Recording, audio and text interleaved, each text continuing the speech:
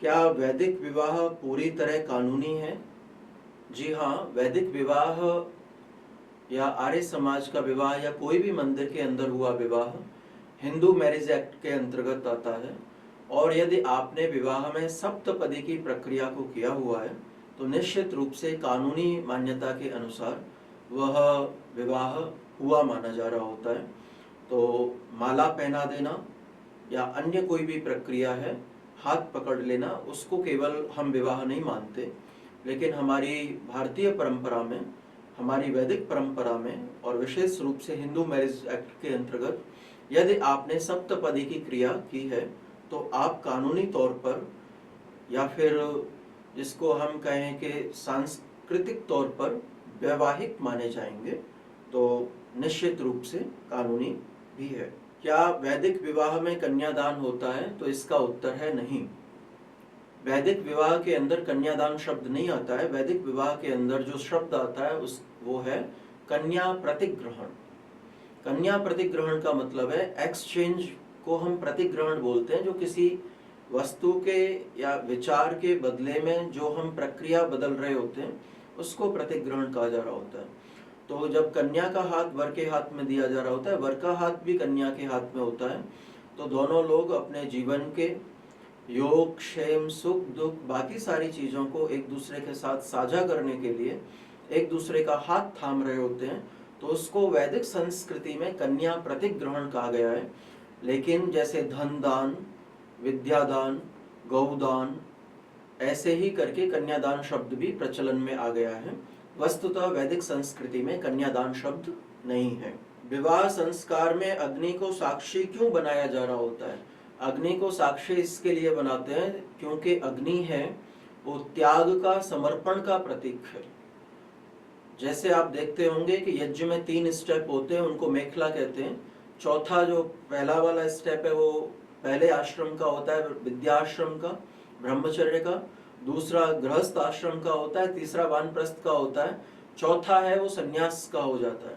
तो जो भगवा है, सेफ्रॉन जो रंग है, अग्नि का जो रंग है, वो त्याग और समर्पण का रंग है। तो आप अपने सुख से पहले दूसरे का सुख ध्यान में रखते हुए आगे के अपने जीवन को जिएंगे। मुझे क्या अच्छा लगता है इससे पहले मैं ये सोचूं कि मेरे साथी को क्या अच्छा लगता है, मेरे माता पिता को क्या अच्छा लगता है, मेरी पत्नी को क्या अच्छा लगता है, मेरे पति को क्या अच्छा लगता है। तो इसके लिए अग्नि को साक्षी त्याग और समर्पण के भाव के लिए बनाया जा रहा होता है। प्रेम विवाह और वैदिक विवाह में क्या विरोध है? तो प्रेम विवाह तो निश्चित रूप से होना चाहिए, और वैदिक विवाह में और प्रेम विवाह में विरोध केवल यही है कि प्रेम विवाह, वैदिक विवाह में प्रेम तो होता ही होता है, साथ में माता पिता की अनुमति भी होती है। जहाँ वर और वधू माने लड़का और लड़की स्वेच्छा से माता पिता और बाकी परिवारी जनों के विरोध में जाकर के प्रेम विवाह कर लेते हैं, उसको हमारे यहाँ आर्ष विवाह में या जो अच्छे विवाह माने गए हैं उन विवाहों में नहीं गिना जा रहा होता है। तो जहाँ माता पिता की सहमति हो, निश्चित रूप से हमें अपने माता पिता को कन्विंस करना चाहिए, उन्हें मना लेना चाहिए, और वो कभी भी हमारे बारे में बुरा नहीं सोचते हैं। उनका अनुभव हमारे से ज़्यादा होता है, वो ये ज़्यादा बेहतर तरीके से जानते हैं कि कौन हमारे लिए ज़्यादा सही होगा। कई बार ऐसा अपवाद भी होता है कि माता पिता ने तय किया लेकिन वो बहुत अच्छा साथी नहीं निकला, वो सिर्फ अपवाद है, एक्सेप्शन है, लेकिन वो सदा हमारा सुख चाह रहे होते हैं। तो विवाह में पति और पत्नी जो होने वाले उनमें प्रेम तो होना ही चाहिए, लेकिन केवल दोनों ही लोगों के लिए गृहस्थ दाम्पत्य जीवन को जी पाना थोड़ा मुश्किल होता है। जब माता पिता की सहमति होती है, उनका प्रेम और आशीर्वाद होता है, तो जीवन सरलता से आगे की ओर बढ़ पाता है। क्योंकि आगे बच्चे भी होते हैं और दोनों रहते हुए कई बार मन मुटाव भी हो जा रहा होता है। तो उन सारी चीज़ों को, लाइफ को बैलेंस करने के लिए वह माता पिता और परिवार और समाज ही काम आ रहा होता है। इसके लिए उनकी सहमति और हो तो विवाह श्रेष्ठ और सुंदर माना जा रहा होता है। वैदिक विवाह तलाक की संभावनाएं कैसे कम करता है? तो पहले तो यह वैदिक ही नहीं, किसी भी हिंदू विवाह में तलाक के लिए कोई भी संभावना नहीं होती है। हमारे यहाँ ये होता है कि जब तक हमने एक दूसरे को नहीं चुना है उससे पहले हम ये अंतर कर पाते हैं कैसा है कैसी है। जब हम ये फाइनल कर लेते हैं कि ये व्यक्ति मेरा जीवन साथी रहेगा, अब वो जो भी हो, पूरी दुनिया का सबसे अच्छा साथी हमारा वही होता है।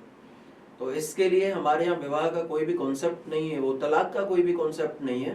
पूरी संस्कृत हिंदी जैसे शब्द में डाइवोर्स और तलाक का कोई भी पर्यायवाची शब्द हमें प्राप्त नहीं हो रहा होता है। तो ये हमारी संस्कृति है ही नहीं।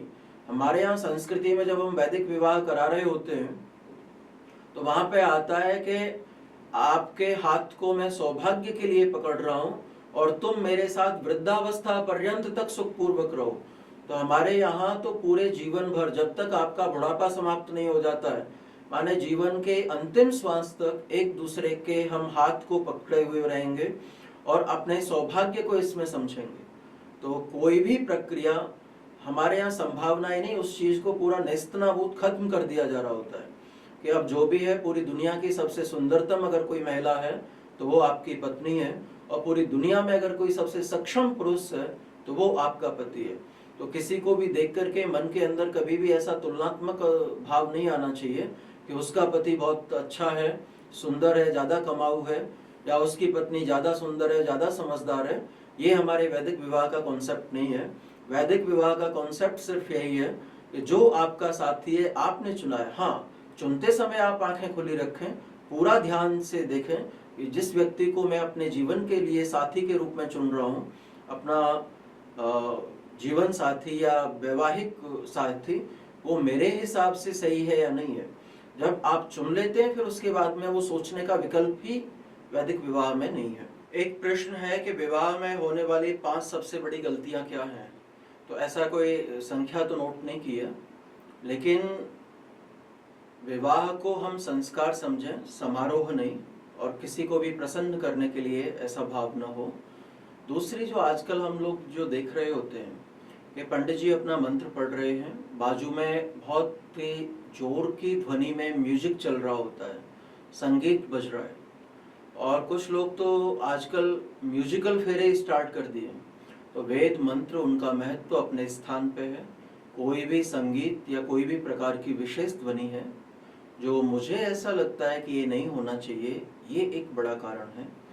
दूसरा कारण है कि हम बाकी सारी चीज़ों को जब इतना महत्व दे रहे होते हैं, वहीं हमें हमारी विधि के भी महत्व को थोड़ा सा समझना चाहिए। कई बार होता क्या है कि लोग अलग अलग दूर दूर के रिश्तेदार होते हैं, वो बहुत दिनों बाद मिले होते हैं, तो ये मनुष्य का सहज लक्षण है कि वो लोग आपस में बात करना चाहेंगे। तो पंडित जी की जो आवाज़ होती है या मंत्रों का जो पाठ की ध्वनि है, वो ध्वनि लोगों तक पहुंच ही नहीं पा रही होती है। बाकी लोगों का स्वर ज़्यादा होता है, या फिर बाकी प्रक्रियाओं में वर और वधू इतने ज़्यादा थक चुके होते हैं कि वो मानसिक रूप से अब वो या शारीरिक रूप से कुछ भी नया ग्रहण करने के लिए तैयार नहीं है। इसके लिए बहुत ही शुद्ध ताजा मन से संस्कार और उसके मंत्र के महत्व को समझा जा रहा होता है, वो ज़्यादा उसका अच्छा रहता है। और हमारे यहाँ पे यही है कि इन चीज़ों पर विशेष रूप से ध्यान दिया हुआ है। क्या बिना मुहूर्त के विवाह हो सकता है? तो वैदिक संस्कारों के अंदर मुहूर्त का कॉन्सेप्ट ही यही है कि बहुत ज़्यादा गहरी अंधेरी रात न हो, गहरी रात अंधेरी रातों वाले दिन न हो, माने जिनको हम कृष्ण पक्ष के स्वरूप में जान रहे होते हैं। बहुत अधिक ठंड न हो, बहुत अधिक बरसात न हो, और बहुत अधिक गर्मी भी न हो। तो जब सम मौसम हो, ऐसे समय में देख करके दोनों परिवारों की अनुकूलता हो, जगह की अनुकूलता हो, लोगों के आने की पहुंचने की अनुकूलता हो, वो सबसे अच्छा मुहूर्त होता है। बाकी तो मुहूर्त वैदिक में इस तरीके से नहीं आता कि फलाने दिन का अच्छा है, उस दिन का अच्छा नहीं है, क्योंकि इस तरीके की जो ज्योतिष है उसको वैदिक संस्कारों में बहुत ज़्यादा स्थान नहीं है। क्या कुंडली मिलान अनिवार्य है? तो इसका उत्तर है कि पर्टिकुलर जो जन्म पत्री लेकर के जो घूम रहे होते हैं और वो जो 36 गुणों को मिलाने की बात कर रहे होते हैं, तो वो 36 गुण मिले न मिले वो एक अलग चीज़ है। लेकिन यहाँ पे जब गुण कर्म स्वभाव की बात की जाती है, तो गुण का अभिप्राय यही है कि जो क्वालिटी है वो क्वालिटी तो थोड़ी बहुत मैच करनी चाहिए।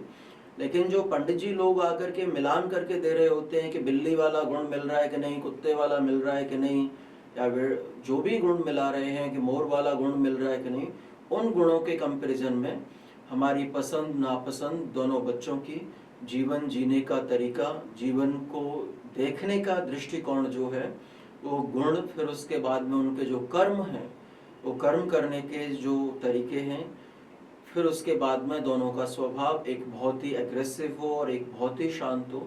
तो इन सारी चीज़ों के गुणों के कंपैरिजन में हमारे यहाँ वैदिक संस्कारों में गुण, कर्म और स्वभाव मिलाने की बात की जा रही होती है।